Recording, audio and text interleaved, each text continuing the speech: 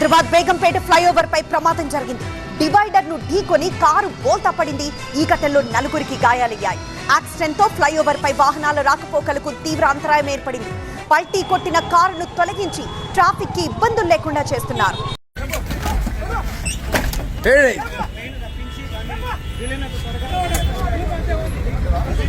కారణం చూసినా ఆ టైర్ ని కుదురుతో ఇక్కడ పడ్డది.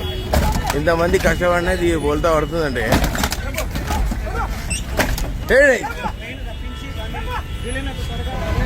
ఇప్పుడు వస్తుందన్నా మన క్రెయిన్. దొంగలపడ్డ 6 నెలలకు కూలుకొని వచ్చినట్టు యాక్సిడెంట్ అయిన గంట తర్వాత మనకి క్రెయిన్ వస్తుంది. ప్రైమ్ ఏరియాలోనే మన పరిస్థితి ఇది. పోలీసు వాళ్ళు ఇంత లేట్గా వస్తున్నారు. ఆ క్రెయిన్ ఎప్పుడు రావాలి? అది దొంగలపడిన 6 నెలలకు వచ్చేసింది. పాపం ఇంత సాయం చేస్తున్నారు ఇంతమంది, కానీ ఏం చేస్తాం, దురదృష్టం. ఈ పెద్ద గోడనే మన దురదృష్టం.